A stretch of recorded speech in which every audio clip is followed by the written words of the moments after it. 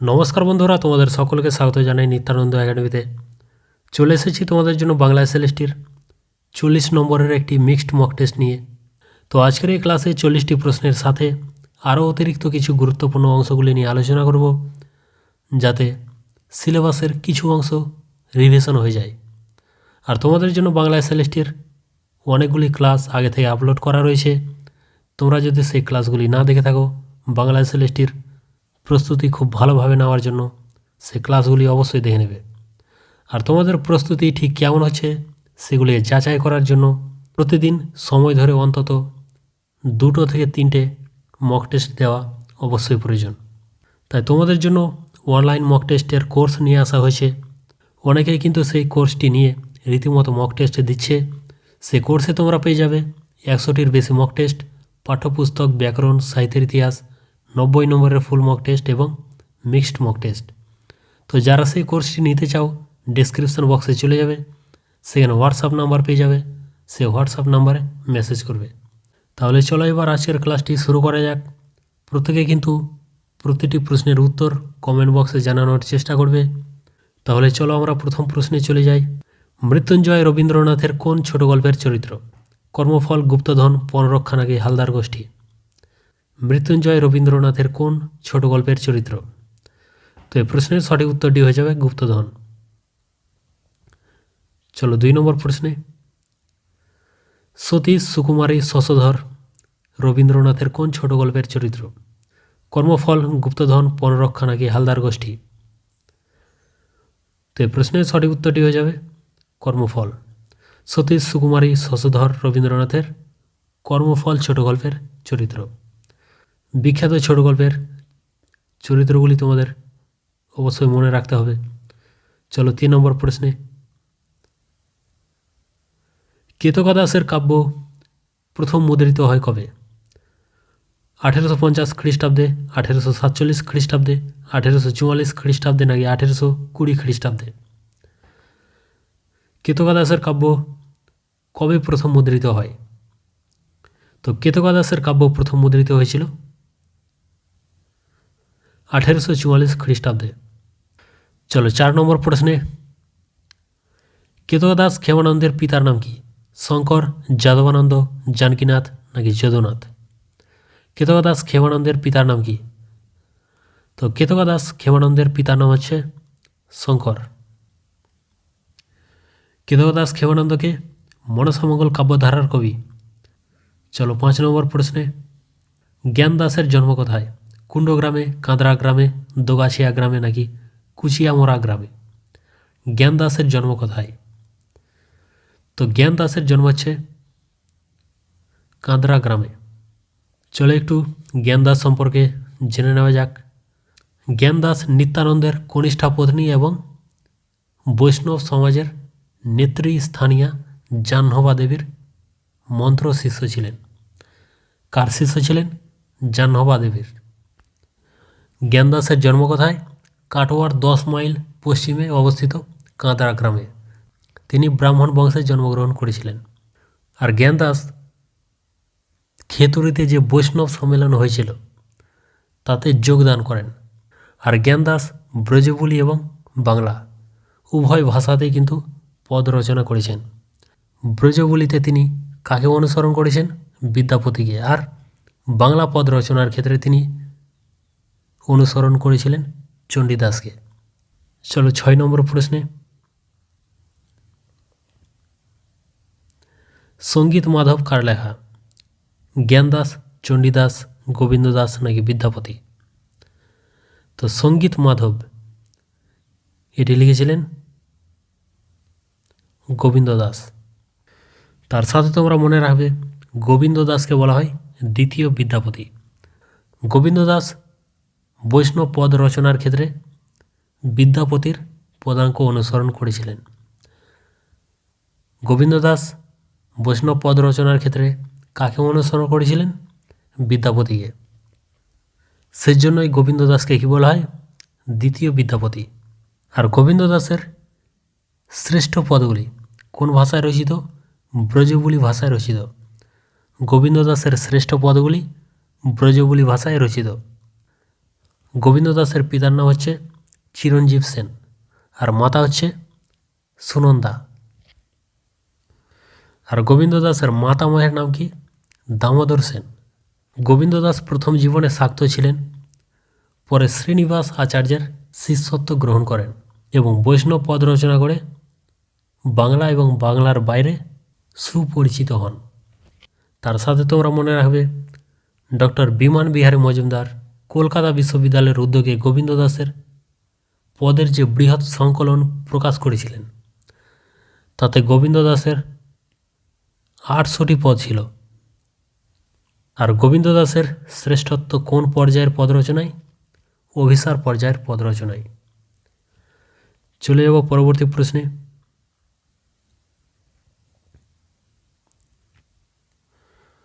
পরবর্তী প্রশ্ন, কাশিরাম দাস মহাভারতের যে পর্বের অনুবাদ করেননি, বিরাট পর্ব, বন পর্ব, আদি পর্ব নাকি শান্তি পর্ব?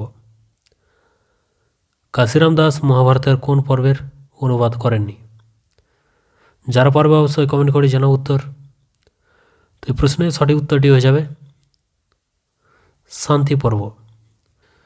তো কাশিরাম দাস মহাভারতের 4টি পর্বের অনুবাদ করেন। কি কি? আদি, সভা, বন এবং বিরাট। তো কাশিরাম দাসের জন্মস্থান কোথায়? কাশিরাম দাসের জন্মস্থান হচ্ছে কাটোয়া মহকুমার সিঙ্গি গ্রামে। তার সাথে মনে রাখবে কাশিরাম দাসের পৈতৃক উপাধি ছিল দেব। কাশিরামেরা ক ভাই? 3 ভাই ছিলেন, কৃষ্ণরাম, কাশিরাম এবং গদাধর। কাশিরাম দাসের পিতার নাম কি? কমলাকান্ত।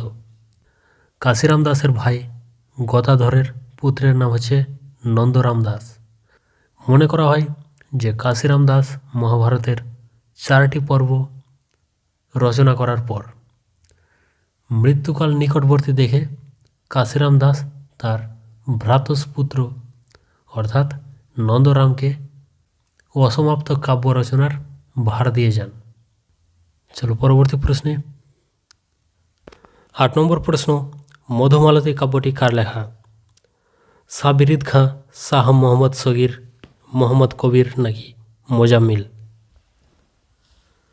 তো মধুমালতী কাব্যটি যিনি লিখেছেন তিনি হচ্ছেন মোহাম্মদ কবির। তার সাথে তোমরা মনে রাখবে ইউসুফ জুলেখা, এটি লিখেছেন শাহ মোহাম্মদ সগির। আর জৈনুদ্দিন কি লিখেছেন? রসুল বিজয়, জৈনুদ্দিন রসুল বিজয়। আর মোজাম্মিল লিখেছেন নীতিশাস্ত্র, সৈয়দনামা ও খঞ্জনা চরিত্র। আর সাবিরিদ খাঁ লিখেছেন বিদ্যাসুন্দর কাব্য। আর দোনাগাজী লিখেছেন সৈফুল মুলক বদিউজ্জামাল। আর দৌলত উজির লিখেছেন লাইলা মজনু। চলো পরবর্তী প্রশ্নে। পদ্মাবতী কাব্যের রচয়িতা কে? দৌলত কাজী, সৈয়দ আলাউল, মধুসূদন দত্ত নাকি দীনবন্ধু মিত্র? পদ্মাবতী কাব্যের রচয়িতা কে? তো পদ্মাবতী কাব্যের রচয়িতা হচ্ছেন সৈয়দ আলাওল। এটি হচ্ছে সৈয়দ আলাওলের অনুবাদমূলক কাব্য। বিখ্যাত হিন্দি কবি মোহাম্মদ জয়সির পদুমাবত অবলম্বনে তিনি এই কাব্যটি লেখেন। তার আরও কিছু অনুবাদমূলক কাব্য হচ্ছে সৈফুল মুলক বদিউজ্জামাল, তারপরে সপ্তপৈগর বা হপ্তপৈগর, এটি তিনি রচনা করেছেন 1660 সালে। তারপরে রয়েছে তোহফা, এটি রচনা করেন 1663 থেকে 1669 মধ্যে। তারপরে রচনা করেন সেকেন্দারনামা 1672 সালে। চলো পরবর্তী প্রশ্নে। রসমঞ্জরি কার লেখা? বিদ্যাপতি, সৈয়দ আলাওল, ভারতচন্দ্র নাকি মালাধর বসু? তো রসমঞ্জরি এটির রচনা করেছেন ভারতচন্দ্র। পরবর্তী প্রশ্ন, চণ্ডী নাটক কার লেখা? ভারতচন্দ্র, সৈয়দ মর্তুজা, মুকুন্দরাম নাকি মালাধর বসু? তো চণ্ডী নাটক এটিও রচনা করেছেন ভারতচন্দ্র। চলো পরবর্তী প্রশ্নে, রবীন্দ্রনাথের গোরা উপন্যাসটি কত সালে প্রকাশিত হয়? 1889, 1912, 1910 নাকি 1896? তো রবীন্দ্রনাথের গোরা উপন্যাসটি প্রকাশিত হয় 1910 সালে। রবীন্দ্রনাথের গোরা উপন্যাসটি একে বলা হয় মহাকাব্যিক উপন্যাস, কারণ এটি হচ্ছে রবীন্দ্রনাথের 13টি উপন্যাসের মধ্যে সবচেয়ে দীর্ঘতম উপন্যাস, আর এটি হচ্ছে রবীন্দ্রনাথের শ্রেষ্ঠ উপন্যাস। এটি রবীন্দ্রনাথ ঠাকুর কাকে উৎসর্গ করেছেন? রবীন্দ্রনাথ তার পুত্র রথীন্দ্রনাথ ঠাকুরকে। চলো 13 নম্বর প্রশ্নে, রবীন্দ্রনাথের ডাকঘর নাটকটি কত সালে প্রকাশিত হয়? 1889, 1912, 1890 নাকি 1896? রবীন্দ্রনাথের ডাকঘর নাটকটি কত সালে প্রকাশিত হয়? তো রবীন্দ্রনাথের ডাকঘর নাটকটি প্রকাশিত হয় 1912 সালে। 14 নম্বর প্রশ্ন, যতীন্দ্রনাথ সেনগুপ্তের মরীচিকা কাব্যগ্রন্থের প্রথম কবিতার নাম কি?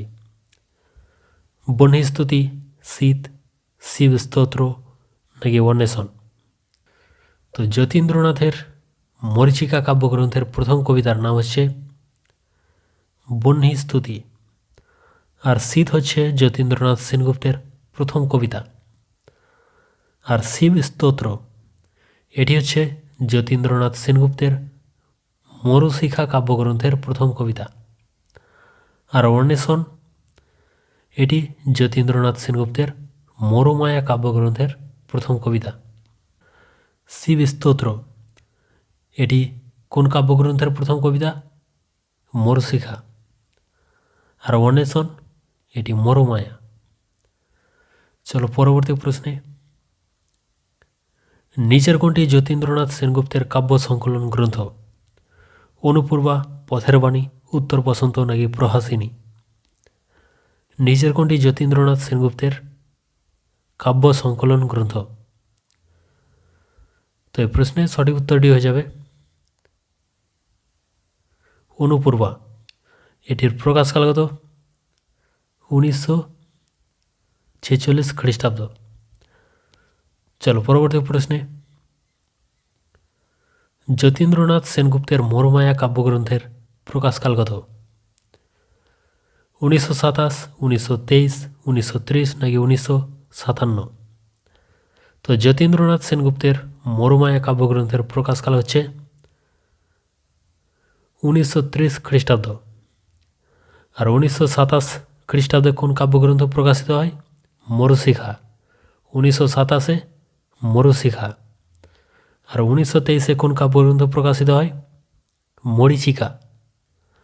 আর 1957 সালে নিশান্তিকা। চলো 17 নম্বর প্রশ্নে, বুদ্ধদেব বসুর বন্দির বন্দনা কাব্যগ্রন্থের প্রথম কবিতার নাম কি? বন্দির বন্দনা, সাবভ্রষ্ট, দায়িত্বের ভার নাকি রূপান্তর? তো বুদ্ধদেব বসুর বন্দির বন্দনা কাব্যগ্রন্থের প্রথম কবিতার নাম হচ্ছে সাবভ্রষ্ট। মনে রাখবে এই কবিতাটি প্রকাশিত হয়েছিল কল্লোল পত্রিকায়। আর বুদ্ধদেব বসুর বন্দির বন্দনা কাব্যগ্রন্থটি প্রকাশিত হয়েছিল কবে? 1930 সালে। চলো পরবর্তী প্রশ্নে, পাঠ্যপুস্তক থেকে প্রশ্ন, সকলের প্রত্যয় ঘরে এসেছে লক্ষ্মী কার সম্পর্কে বলা হয়েছে? নিবেদিতা, এশা, রানী রাসমণি নাকি রাধারানী? সকলের প্রত্যয় ঘরে এসেছে লক্ষ্মী কার সম্পর্কে বলা হয়েছে? তো এই কথাটি বলা হয়েছে রানী রাসমণি সম্পর্কে। চলো পরবর্তী প্রশ্নে, শেষ পর্যন্ত নিব কলমের মান বাঁচিয়েছিলেন কে? ত্রৈলোক্যনাথ মুখোপাধ্যায়, জ্যোতিরিন্দ্রনাথ ঠাকুর, সত্যজিৎ রায় নাকি অবনীন্দ্রনাথ ঠাকুর?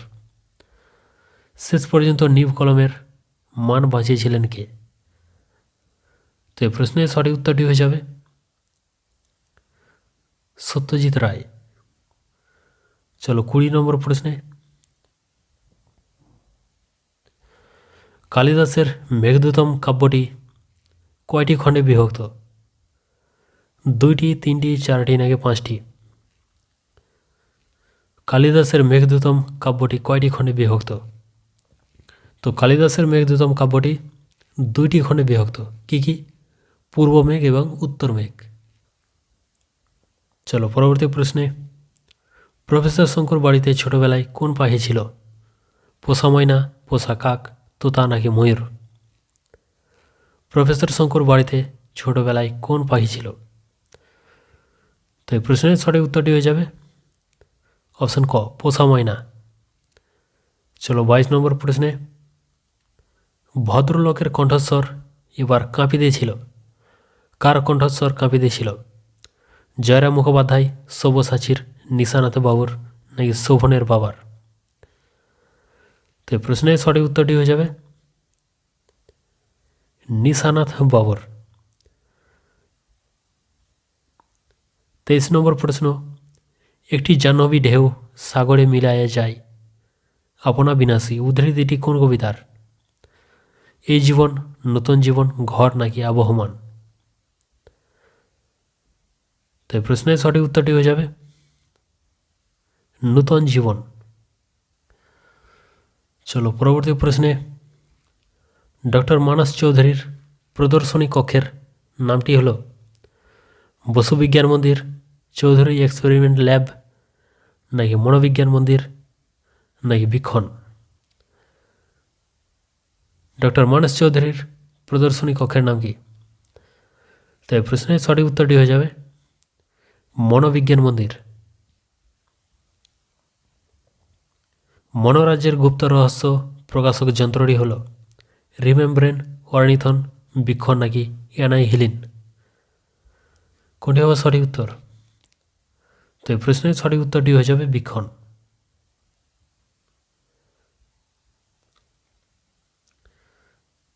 26 নম্বর প্রশ্ন, মন্মথ রায়ের প্রথম একাঙ্ক নাটকের নাম কি?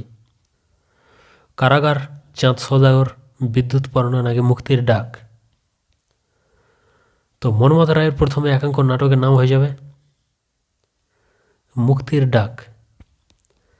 চলো 27 নম্বর প্রশ্নে, পাখিরা গান গাই কবিতাটির তর্জমা করেছেন কে?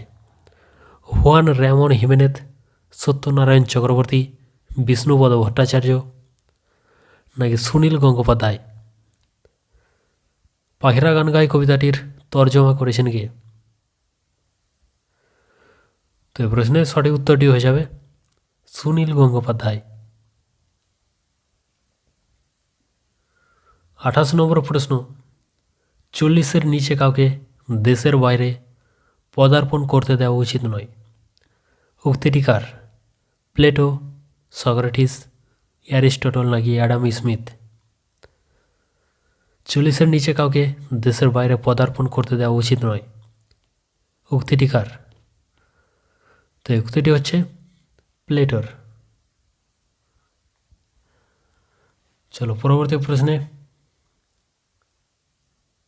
স্বরভক্তির অপর নাম কি?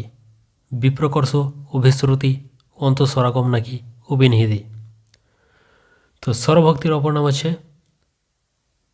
বিপ্রকর্ষ। 30 নম্বর প্রশ্ন, মনে পড়ে সেই জ্যৈষ্ঠের দুপুরে পাঠশালা পলায়ন। পাঠশালা কোন কারক? করণ কারক, অপাদান কারক, অধিকরণ কারক নাকি ক্ষতির কারক? পাঠশালা পলায়ন অর্থাৎ পাঠশালা হইতে পলায়ন। তাহলে এখানে কি হবে? হইতে থেকে বোঝাচ্ছে অপাদান কারক।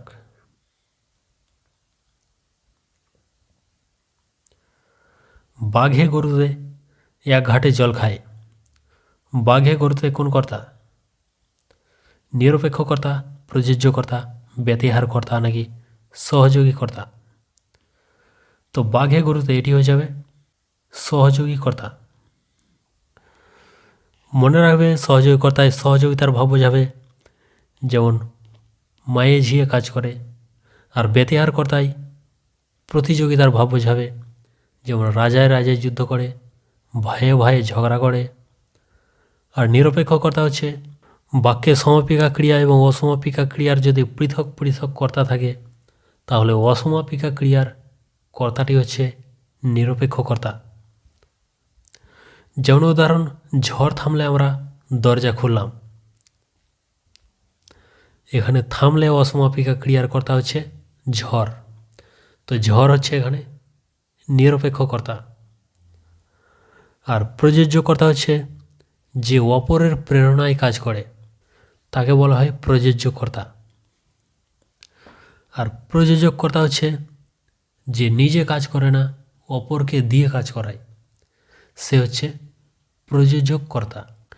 যেমন উদাহরণ, দিদিমণি মেয়েটিকে ইংরেজি পড়াবেন, তো এখানে পড়বে কে? মেয়ে, তো মেয়ে হচ্ছে এখানে প্রযোজ্য কর্তা। আর মেয়েটিকে দিয়ে কাজ করাচ্ছে কে? দিদিমণি, তাই দিদিমণি হচ্ছে প্রযোজক কর্তা। যে অপরকে দিয়ে কাজ করায় সে হচ্ছে প্রযোজক কর্তা। চলো পরবর্তী প্রশ্নে, রাজার দুয়ারে হাতি বাঁধা, এখানে দুয়ারে কোন প্রকার অধিকরণ? সমীপ্য, ব্যাপ্তিসূচক, ঐকদেশিক নাকি বিবসা? তো এখানে দুয়ারে এটি হয়ে যাবে সমীপ্য। চলো 33 নম্বর প্রশ্নে, জিজ্ঞাসিবে জনে জনে, এখানে জনে জনে কোন প্রকার কর্ম? বিবসা, অনুক্ত কর্ম, সমধাতুজ কর্ম নাকি বাক্যাংশ কর্ম? তো জনে জনে এটি হয়ে যাবে বিবসা। কর্মপদ যখন পরপর দুইবার ব্যবহৃত হবে সেটাকে বলা হচ্ছে কি? বিবসা, বিবসামূলক কর্ম। আর সমধাতুজ কর্ম কি? বাক্যের ক্রিয়াপদ যে ধাতু থেকে গঠিত, সে ধাতু থেকেই যদি কর্মপদটি গঠিত হয় সেটা হচ্ছে সমধাতুজ কর্ম। আর বাক্যাংশ কর্ম কি? বাক্যের সমাপিকা ক্রিয়াহীন কিছুটা অংশ কর্মরূপে ব্যবহৃত হলে তাই বলা হয় বাক্যাংশ কর্ম। যেমন উদাহরণ, শেষ বেলার রক্তরাঙা আকাশ আমরা দেখেছি, তো এখানে কর্ম হয়ে যাবে শেষ বেলার রক্তরাঙা আকাশ। চলো 34 নম্বর প্রশ্নে,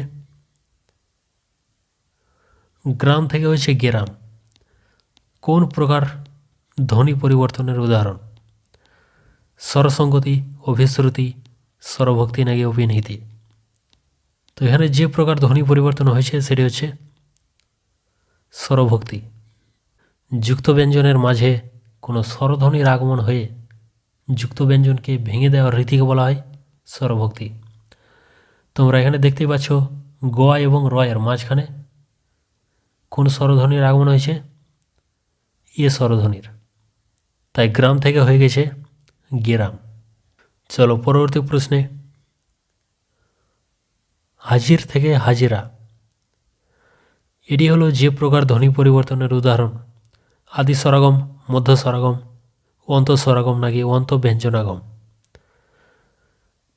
তো এখানে তোমরা দেখেই বুঝতে পারছো রয়ের পরে আ স্বরধ্বনির আগমন হয়েছে, তো এটি কি হয়ে যাবে? অন্ত স্বরাগম। চলো 36 নম্বর প্রশ্নে, জমি থেকে হয়েছে জমিন, এখানে কোন প্রকার ধ্বনি পরিবর্তন হয়েছে? আদি স্বরাগম, মধ্য স্বরাগম, অন্ত স্বরাগম নাকি অন্তর্ব্যঞ্জনাগম? তো জমি থেকে হয়েছে জমিন, এখানে যে প্রকার ধ্বনি পরিবর্তন হয়েছে সেটি হচ্ছে অন্তর্ব্যঞ্জনাগম। তোমরা এখানে দেখে বুঝতে পারছো জমির শেষে দন্তন্বয়ের আগমন হয়েছে। 37 নম্বর প্রশ্ন, গাছপা থেকে হয়েছে গেছ, কোন প্রকার ধ্বনি পরিবর্তনের উদাহরণ? স্বরসঙ্গতি, স্বরভক্তি, অপিনিহিতি নাকি অভিশ্রুতি? তো গাছুয়া থেকে হয়েছে গেছ, এটি হচ্ছে অভিশ্রুতির উদাহরণ। অভিশ্রুতিকে চেনার সহজ উপায় হচ্ছে তোমরা দেখবে সাধু ভাষা থেকে হয়ে যাবে চলিত ভাষা, যেমন কোরিয়া থেকে করে, করিয়া হচ্ছে সাধু ভাষা, আর করে এটি হয়ে যায় চলিত ভাষা। আর তোমরা আরেকভাবে চিনতে পারবে যে অন্তস্থ অযুক্ত কোনো বড় শব্দ অন্তস্থ অ লোপ পেয়ে ছোট হয়ে যায়। তোমরা এখানে দেখে বুঝতে পারবে অন্তস্থ অ লুপ্ত হয়ে ছোট হয়ে গেছে।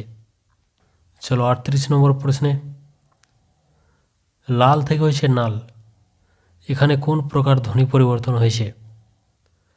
সমীভবন, বিষমীভবন, নাসিক্যী ভবন নাকি শতনাসিক্যী ভবন?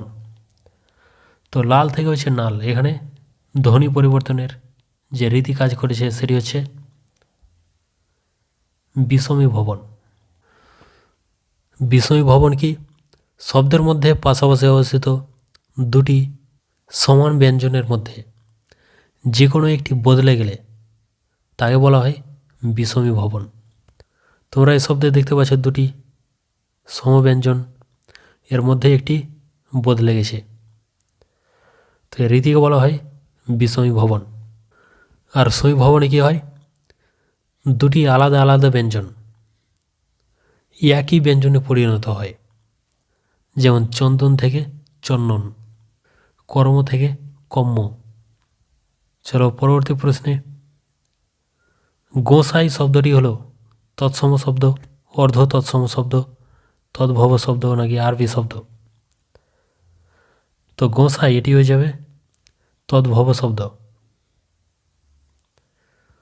মূল শব্দ হচ্ছে গোস্বামী। সঠিক প্রকৃতি প্রত্যয় কোনটি? শ্রুযোগণীয় শ্রবণীয়, পঠিযোগতব্য পঠিতব্য, সুযোগণীয় সহনীয়, দ্বিযোগণীয় দানীয়। তো সঠিক প্রকৃতি প্রত্যয়টি হয়ে যাবে শ্রুযোগণীয় শ্রবণীয়। তো পঠিতব্য এর প্রকৃতি প্রত্যয় কী হবে? পঠ যোগতব্য। আর সহনীয় এর প্রকৃতি প্রত্যয় কী হবে? সহযোগণীয়। আর দানীয়র প্রকৃতি প্রত্যয় কী হবে? দা যোগ অনীয়, দানীয়। চলো 41 নম্বর প্রশ্নে, ঢাকা বাংলাদেশের রাজধানী, এখানে ঢাকা কোন প্রকার বিশেষ্য? ভাববাচক, জাতিবাচক, সংজ্ঞাবাচক নাকি সমষ্টিবাচক? তো ঢাকা এটি নির্দিষ্ট করে নাম বোঝাচ্ছে, তাই এটি কী হয়ে যাবে? সংজ্ঞাবাচক বিশেষ্য। 42 নম্বর প্রশ্ন, বাড়িতে আত্মীয় স্বজনের আসা যাওয়া আছে, এখানে আসা যাওয়া হলো গুণবাচক বিশেষ্য, ক্রিয়াবাচক বিশেষ্য, ভাববাচক বিশেষ্য নাকি সংজ্ঞাবাচক বিশেষ্য? তো আসা যাওয়া এটি ক্রিয়াবাচক বিশেষ্য হবে। 43 নম্বর প্রশ্ন, আমার সন্তান যেন থাকে দুধে ভাতে, এখানে আমার কোন প্রকার সর্বনাম? ব্যক্তিবাচক, সংযোগবাচক, আত্মবাচক নাকি নির্দেশক? তো আমার এটি হয়ে যাবে ব্যক্তিবাচক সর্বনাম। চলো পরবর্তী প্রশ্নে, হেরে গলা কোন সমাস? দ্বন্দ্ব সমাস, কর্মধারয় সমাস, তৎপুরুষ সমাস নাকি বহুব্রীহি সমাস? তো হেরে গলা এটি হয়ে যাবে কর্মধারয় সমাস। হেরে যে গলা। পরবর্তী প্রশ্ন, শশব্যস্ত কোন সমাস? উপমান কর্মধারয়, উপমিত কর্মধারয়, রূপক কর্মধারয় নাকি মধ্যপদলোপী কর্মধারয়? তো শশব্যস্ত এটি হয়ে যাবে উপমান কর্মধারয় সমাস। শশের ন্যায় ব্যস্ত। তো আজকের এই 45টি প্রশ্নের মধ্যে কত স্কোর করতে পারলে সেটি অবশ্যই কমেন্ট করে জানাবে। আর ভিডিওটি ভালো লাগলে অবশ্যই লাইক করবে এবং বন্ধুদের সাথে প্রচুর পরিমাণে শেয়ার করবে। তাহলে দেখা হচ্ছে পরবর্তী খুবই গুরুত্বপূর্ণ ক্লাসে।